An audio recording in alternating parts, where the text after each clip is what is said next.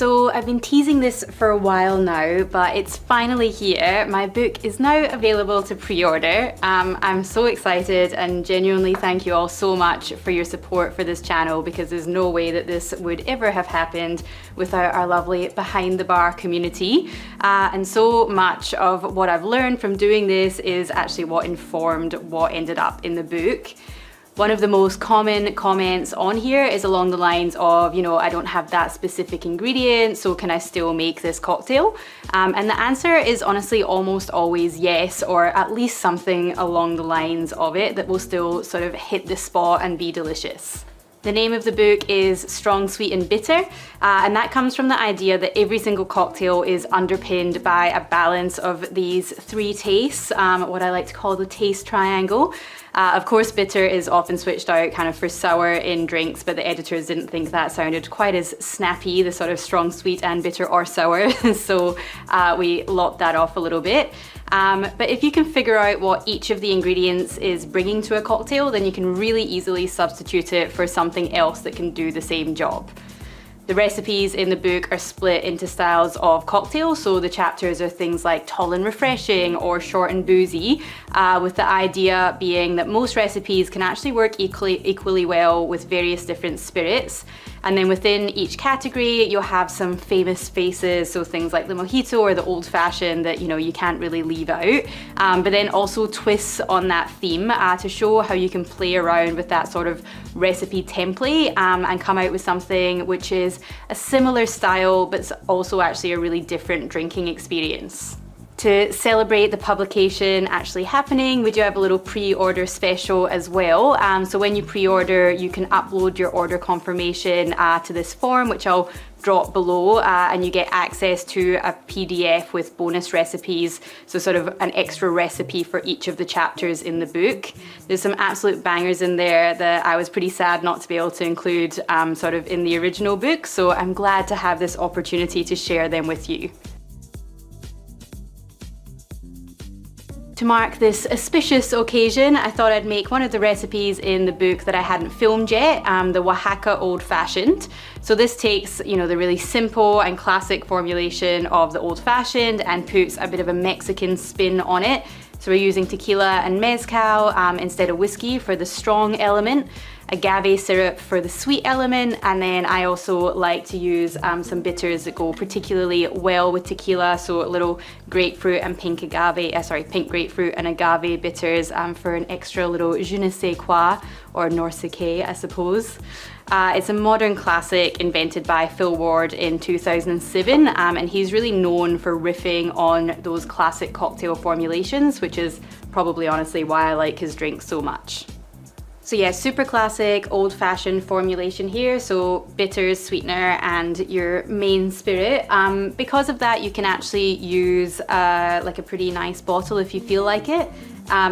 The original recipe is with reposado tequila, so tequila that has had a little bit of time in some barrels, just gives it a little bit more kind of weight, texture, and kind of softens it all out a bit. I'm going for a little Fortaleza because, you know, I'm celebrating, so let's treat myself here. This is a really beautiful, very kind of artisanal, handmade tequila. And yeah, just I think will add kind of a nice amount of complexity here. So we're going in with 45 mils or 1.5 ounces. Then the original recipe actually kind of in 2007, I think it was, that was just when mezcal was starting to sort of break into markets outside of Mexico. This was almost a little bit of a Trojan horse, you know, like a nice big whack of tequila that people were quite comfortable with, and then just a little accent of this other spirit that people were just starting to get used to.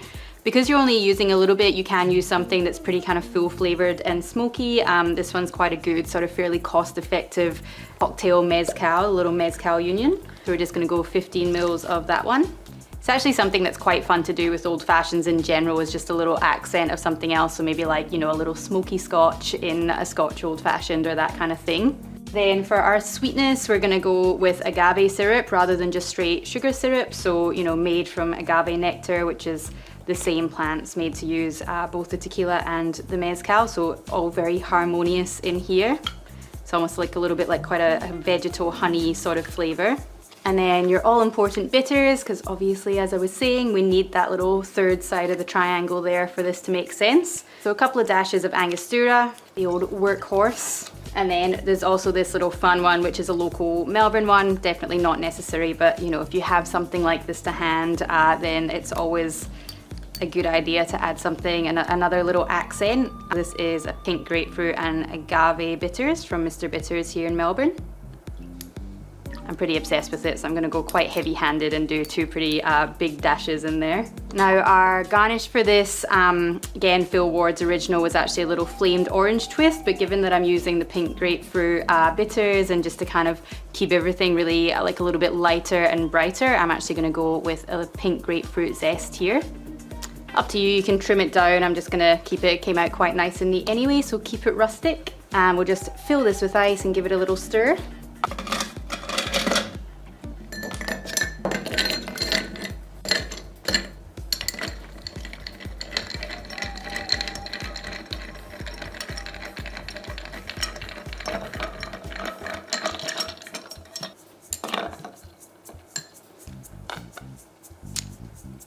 So for this one, we're going to serve it over a block of ice. So obviously you want this to be kind of chilled and diluted, but it is still going on ice again. So if you want to keep it with a little bit of bite to it and let it develop in the glass, then you can definitely do that. So a couple of nice big chunks, then we're just going to pour it right over.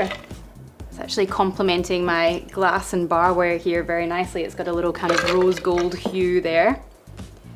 Just give your grapefruit twist a nice fold over the top so you get all of those lovely fragrant oils. Sort of give it a little twist round and pop it in the glass there. And there we have a Oaxaca Old Fashioned.